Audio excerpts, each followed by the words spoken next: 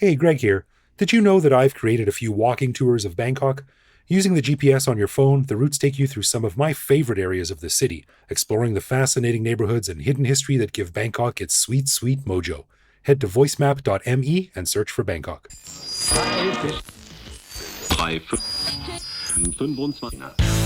On this episode, we welcome back our friend Phra Pandit to discuss what Buddhism says about the 7 deadly sins.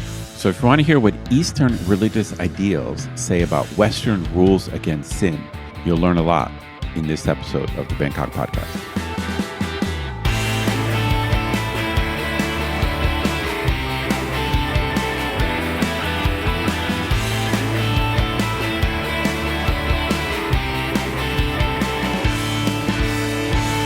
Sawadee krap, and welcome to the Bangkok Podcast. My name is Greg Jorgensen, a Canadian who came to Thailand in 2001 because there are a few guarantees when you live in Thailand, and one of them is that you are guaranteed never to get frostbite. True that. And that is a step in the right direction. Totally. And I'm Ed Knuth, an American who came to Thailand on a one-year teaching contract 23 years ago. Fell in love with the fact that Thais rarely tell you what they are really thinking, thus making my life a lot easier. So I never left. This is a pretty deep thing, man. Like, there's a serious cachet to ignorance being bliss. Well, when you're used to, like, if you know, I was thinking of it in terms of I'm used to people giving me shit or criticizing me a lot. So Thai people never are straightforward. So I don't have to deal with people criticizing me. So my life is easier. But you did a good job? Oh, yes, fine. Great. That's all I need On to with hear. my day. So funny. We want to give a big thanks to all of our patrons who support the show. Patrons get every episode a day early, behind-the-scenes photos of our interviews, a heads up to send questions to upcoming guests, and access to our Discord server to chat with me, Greg, and other listeners around the world. But best of all, patrons also get an unscripted, uncensored bonus episode every week where we riff on current events and Bangkok topics.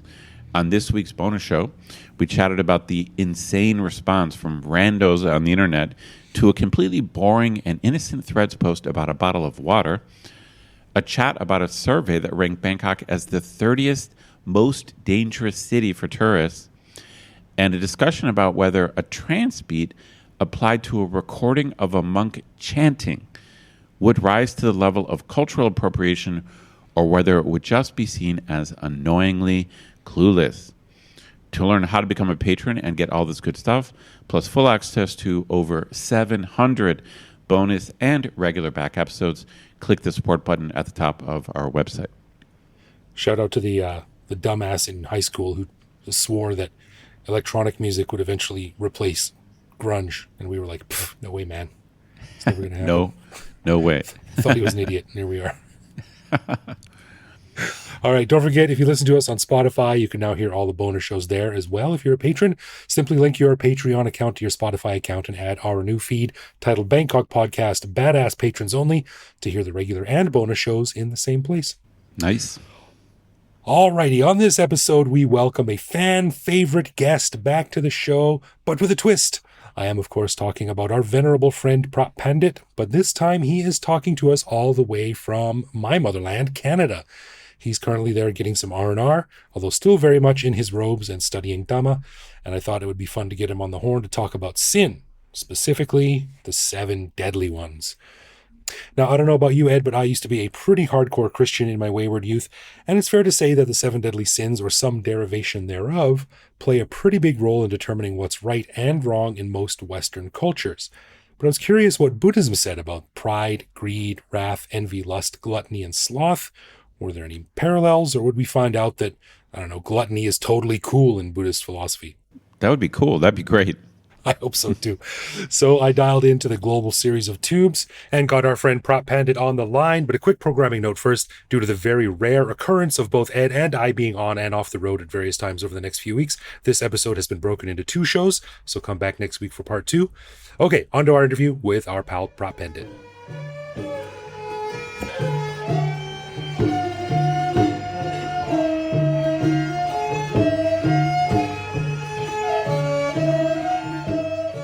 All right, we are happy to be having our one of our oldest and favorite guests coming back to the show, this time joining us from much further away than normal. Phra Pandit, welcome back to the Bangkok podcast. Can you tell us where you are and why you were there? Yeah. Hey, Greg. I am in Toronto, Canada. So I got an invite, and I thought, after staying in my room for 5 years since COVID, I thought I should make the effort and come out. So having got the invite, I thought I would come here. And so I've done a few touristy things. We're not far from Niagara Falls, so I'm going to be visiting there soon. Yesterday, I went up the CP Tower. The CN Tower, you mean? Oh, CN, yeah. Well, I was born in Toronto, but I haven't been back since I was 8, so a while. Okay, probably changed a bit. Yeah. It's a bit disappointing. The thing that is really weird for me is there's no people. What do you mean, like compared to Bangkok? Well, to anywhere. Like you go down the street, there's like no people. I drive somewhere, there's no people. Even I went to Mississauga and there's no people. And then I went into the mall, admittedly just at opening time, about 11 o'clock. Still no people. It's just weird. The only time that I've seen people since I've been here is we took the underground through, underneath Toronto, and that was packed. So it's the first time I've actually seen people since I've been here. Even the roads got no cars. And like in Thailand, there's a couple of assumptions that you have. One assumption is there will always be a 7-Eleven within 5 minutes walk. Yeah. And now I go out for a walk, and I just assume that I can get a bottle of water if I need one. And I find I'm walking for 2 hours and there's no shop. So that's discombobulating. And also, I'm always trained that when you cross a road, you look right, left, right. And here I have to look left, right, left. So there's a couple of times I've been nearly mown down by some car coming from my left. So that's a bit weird. Another thing, in Thailand, I would go out somewhere and I'd always assume that if I get tired or the weather changes, I just hop in a taxi and go home. Yeah. So there's no cars, let alone taxis. And if there is a taxi, it's going to cost you like $50. So that's another assumption that you have to change. Well, the lack of crowds, I guess, is what happens when you have the second biggest country in the world with a population only 3 times that of Bangkok. So there you go. Yeah. Another weird thing is I realize that every time I go out of a building, I kind of have an expectation it's going to be hotter outside. And then I get hit by like colder air outside than inside. Just feels weird. I'm still getting used to that. I notice on the video here, you and I are just having a quick video call, that you're wearing, it looks like an orange turtleneck, a saffron turtleneck. Yeah. I've never seen that before. That's very unique. In my room here, it's about 12 degrees. Oh, all right. Which is pleasant. Well, but anyway, we're glad to have you back on the show, and all the way from my birth city and my birth country. And I thought it would be fun to discuss something that I think is maybe a bit of a bridge between the Thai culture and the Western culture. And of course, the show, we're always talking about these things and trying to make sense of things and parse Thailand through a Western lens. So I thought it would be fun to go through the 7 deadly sins, which are very well known in the Western world and Christian religions. They even have several great movies made about them. And I want to ask you what Buddhism says about them, if it says anything at all. Does that sound okay? Sure. Let's start with my favorite one then, of course. And you might joke and think it's gluttony, but no, you'd be wrong. It's actually lust. So according to Wikipedia, let me just read a very quick intro to each one here. Lust is intense longing. It is usually thought of as an intense or unbridled sexual desire, which may lead to fornication, rape, bestiality, and other sinful or sexual acts. That's how it's described here. So what does Buddhism say about the feeling of lust and sexual longing? Well, I'm impressed that Wikipedia got all the way to bestiality within about 30 words of the definition. That's not where my mind was jumping when Firstly, I've done this experiment a few times, and I've gone around to different groups, often like business groups who are not really Buddhists, and I'm doing a talk. And we do the experiments. I say, write down what you think are good qualities. And then we give a few minutes. Then I say, write down what you think are bad qualities. Now, this is a very mixed audience. There will be Muslims and Christians and atheists. There'll be business people of all different descriptions. But it's interesting just how similar the list is for everybody in every culture of every age. You can do this with 12-year-old kids. You can do this with 60-year-old women. I mean, it makes no difference. The list of good and bad qualities is pretty much the same. Now, a Christian would probably put forgiveness higher up on the list than a Buddhist, but it would be on a Buddhist list. Buddhism would probably put mindfulness high up on the list, whereas a Christian, it would be much lower down. Okay. Muslims, atheists, it doesn't matter. There seems to be an innate understanding amongst human beings of what is a good quality and what is a bad quality.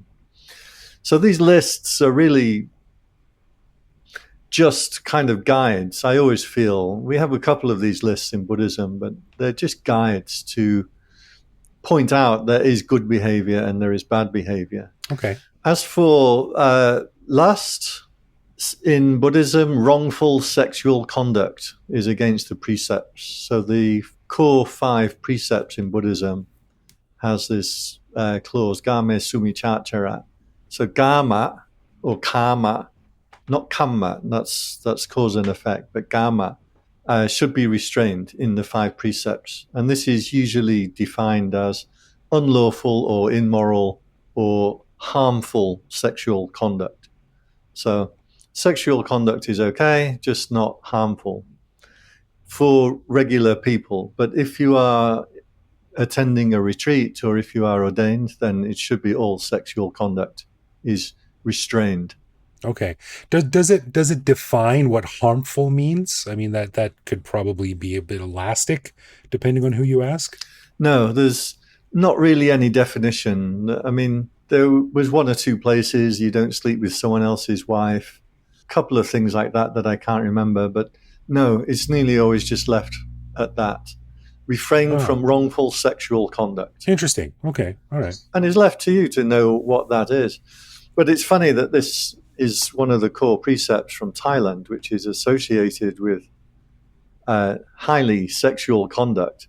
But I'm sure your listeners will know that Thailand is not really like the sleaze side of Thailand. It's actually quite small. Most people are pretty moral, pretty well-behaved. And that whole side of things gets overplayed in the media. That's really not what Thailand is about. I even was talking to a woman here. She said she didn't want to visit Thailand because of red light districts and things. I'm saying that's just not what Thailand is. She would be safer in Thailand than she would be in London. Yeah, well, that's the whole reason why the podcast exists, right? Because we want to show people that there is so much more here than what the media blows up and plasters all over the place because it's so sensationalistic. All right, so the second one, well, let's get into my second favorite one, of course, gluttony. And this says that gluttony is the overindulgence and overconsumption of anything to the point of waste.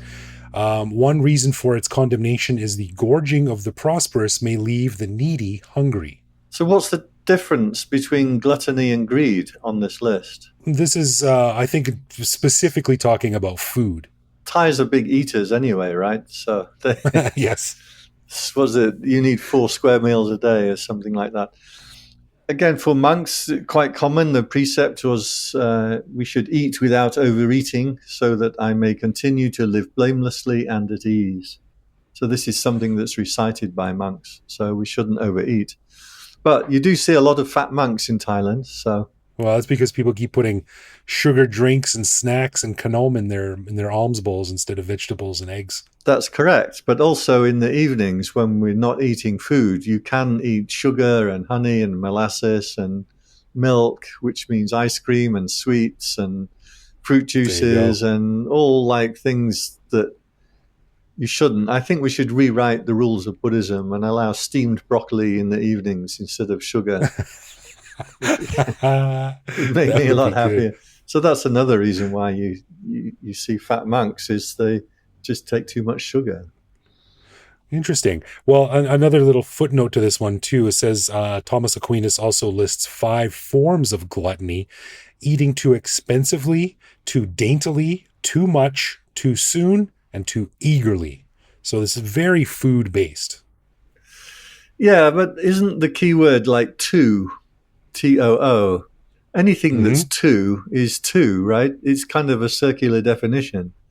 It's like saying Yeah. overeating is eating too much. Well, it's if you say over, you're already answered your own question, right? So if we say too much or too fast or too, the word too automatically has that moral judgment is that you have overstepped a boundary.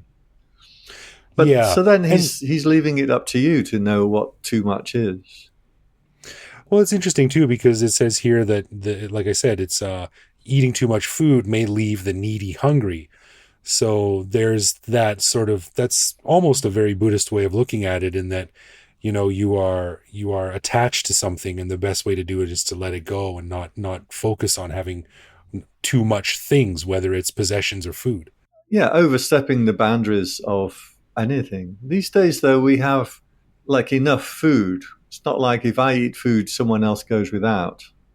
These days, Yeah, right. Thomas Aquinas' day and the Buddhist day would have been different. But Okay, let's move on to greed. In the words of Henry Edward Manning, greed plunges a man deep into the mire of this world so that he makes it be his god. Greed is an inordinate desire to acquire or possess more than one needs, especially with respect to material wealth. And Aquinas considered that, like pride, it can lead to evil. yeah, I'm not sure Aquinas really knew what he was talking about, but um, he wouldn't be my go-to. If you remember King Lear, and he was in the wilds having lost his position as king. This is the Shakespeare play. Greg's looking a little dumbfounded of what I'm talking No, about. no, I know what you're talking about. I'm on board. And he was, somebody said to him that you have enough. And he said, isn't it the mark of humanity that we have more than we need? So this idea of just having what you need, I don't think is really a good goal or like a worthy cause. The point is to have more than you need. That's what raises humans above animals. A dog eats till it's full and then it runs on. We store food in the fridge. We have a better diet. We can, you have a bigger house than you need. You don't need a car. You don't need anything more than a shack. You don't need more than a blanket. I mean, no, to be human is, I think, to have more than you need. So I don't personally adhere to Thomas Aquinas's idea there. All of us have more than we need, and that's a good thing. That's a nice thing. I don't understand, because I thought that like the cause of all suffering was desire. So isn't greed the opposite of what you're trying to attain with Buddhist principles? Is the total rejection of greed and the desire to own more things? Yeah, but you don't come to enlightenment by casting things off and throwing yourself into the forest like a dog, which is what used to happen in the Buddhist time, right? People would go into the forest and emulate animals and go around naked, or they would never wash, or they would never eat cooked food. And the Buddha rejected that completely. He tried it himself for 6 years, these ascetic practices. And then he rejected it and said, that's not going to actually get you enlightened. The question of greed and desire comes up a lot throughout literature. So there was a number of stories. The Journey to the West was one of them, the famous Chinese classic with the monkey spirit, the pig spirit, the sand spirit, the monk, and the horse. And the 5 of them travel from China to India to fetch the true scriptures.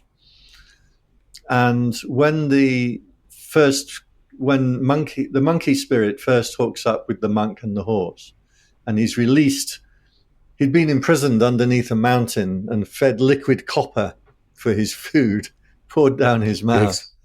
And eventually he's released from this mountain that was on top of him on the understanding that he will protect the monk who's going to India for the scriptures. Now, the monk in the story represents more or less the ego. The horse represents thinking, and the monkey represents the mind attained to emptiness. That's what his name means, Sun Wukong in Chinese. So they come across a town where the villagers are held in fear by this powerful pig spirit. And the pig spirit has taken the most beautiful maiden in the village and locks her up in the back of his house, and has taken all the land off everybody, terrorized all the people. So they ask Monkey to go and fight him. But the pig spirit was actually working out in the fields, and he was an extremely good worker, and he would till the fields and bring in crops. And so this is a representation of desire. Pig obviously represents like greed and desire. So the point of desire in this story is desire will overpower all the other qualities. However, desire is also the thing that gets things done. He was a good farmer, and he was tilling the fields and bringing in the crops. So desire has a beneficial side and it has a bad side. Its bad side is it will delude you and put you into fighting with your neighbors and your family. The good thing is that it will motivate you and empower you to do good things. So the same for the spiritual life. It's not desire that causes suffering, because you have to desire to practice and do the meditation, keep precepts, right? So that was a much deeper teaching. It wasn't simply about overcoming desire. You look at monks, we desire to wear the robes in a certain way, we shave the head in a certain way, we desire to keep precepts, and we desire to do meditation and such like. So it's not just desire itself that's bad, it's a more nuanced story than that.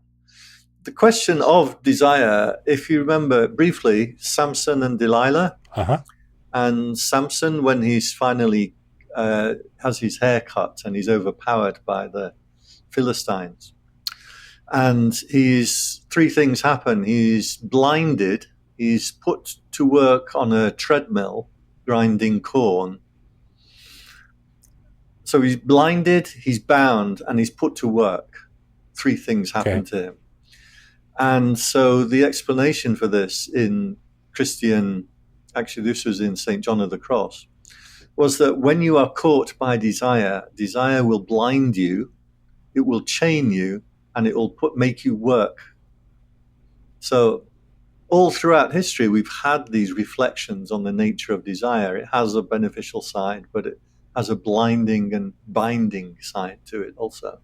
Interesting. The word greed obviously implies that word too, right? It's not desire, it's too much desire. Right. And that's interesting, because I've never, I haven't studied Buddhism too deeply, but I just know, like, what most lay people know is that desire is what causes unhappiness. But I've never thought of it that way before, that, yeah, of course, everyone needs a little bit of desire. You need to desire food and water and shelter and safety and love. Otherwise, you become a blob. Become a crater mass. Yeah. So there are other words that we can use in English, like aspiration is a good word. So we're supposed to foster aspiration. Interesting. So, but when aspiration turns to greed, that's when you got to be careful. There we go. All right, I'm going to write this stuff down.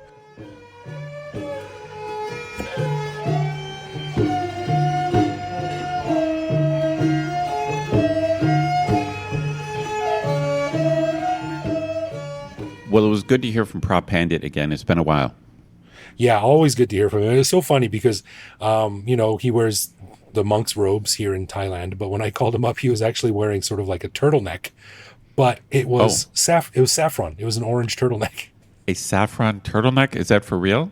Yeah. You got to keep warm, but you got to keep in line, man. He's a good Buddhist. He doesn't break the rules. Wait, so he has to dress in a certain color. That's the rule? Well, I don't know. I'm just making it up. I'm a layman here, but it was just interesting to see him wearing something more than clothes appropriate for 36 degrees because he wasn't in that environment. Yeah, I don't know the rules about that because obviously here in Thailand you never see monks not dressed in a robe. Right. This goes back actually to season 1 when Tony and I used to ask Phra Pandit if he could ever wear orange jeans. But I don't think he can. Oh, that's funny. This topic I think is fascinating, and obviously the details are different. The insights he gives into the Buddhist take are fascinating, but at the same time, I feel like these are some almost universal concepts.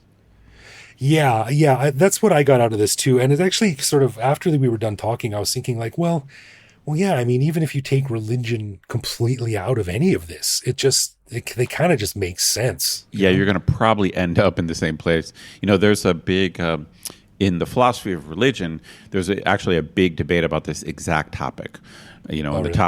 the topic is really about whether different religions are teaching truly unique things, or if they're just revealing universals. So it could be some traditional African tribe, and on the surface everything looks different and it sounds different, and you're like, oh wow, there's so much diversity in the world. But then you dig down and you do your research and you find out that they're teaching kids to don't lie, don't steal, and respect your mom and dad. Right. Yeah. Right. You're like, okay, I didn't need Moses to come down off the mount to tell me that. That's right.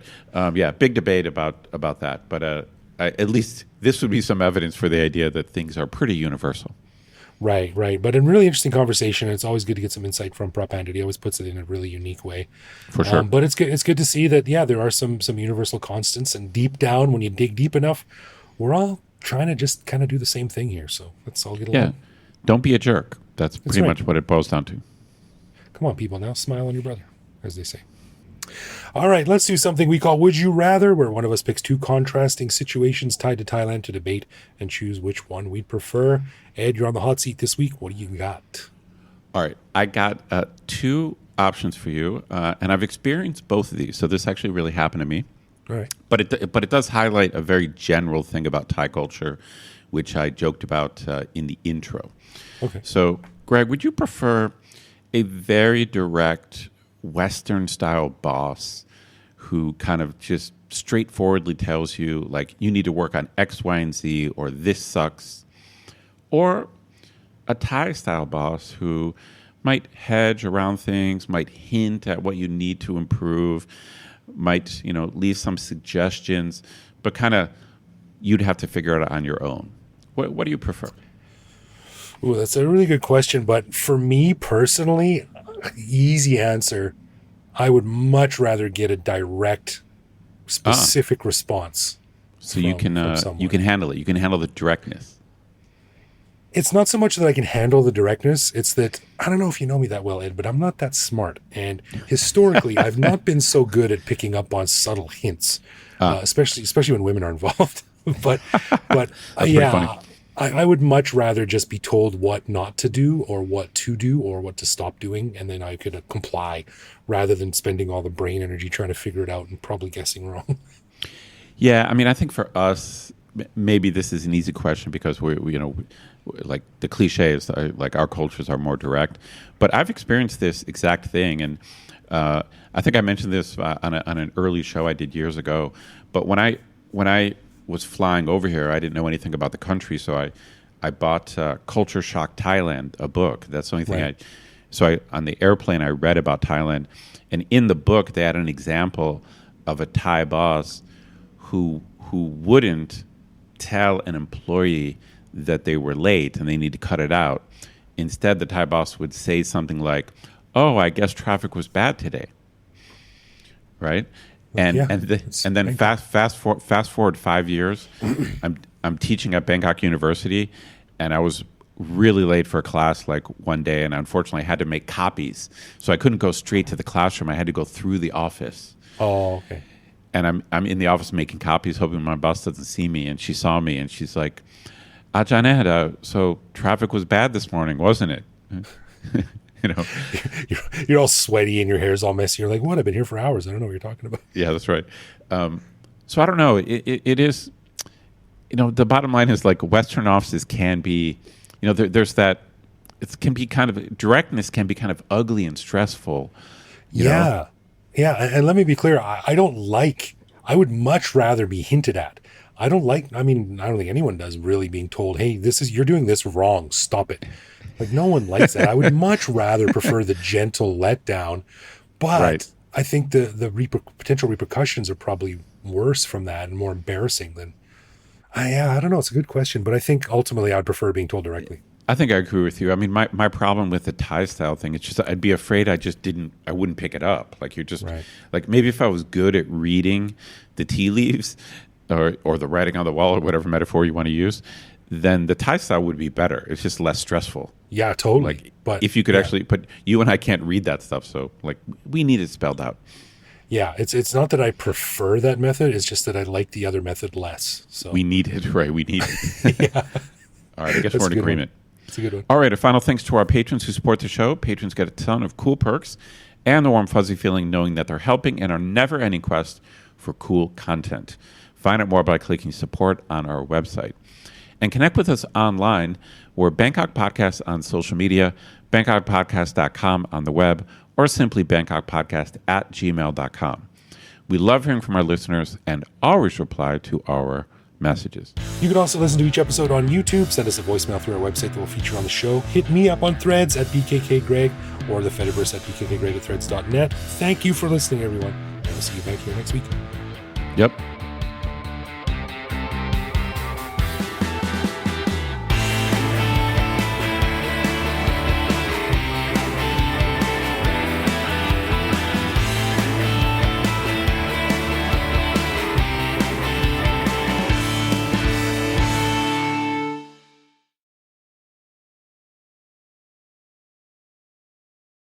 Test. You see my latest accessory? Hang on, let me get my web camera here.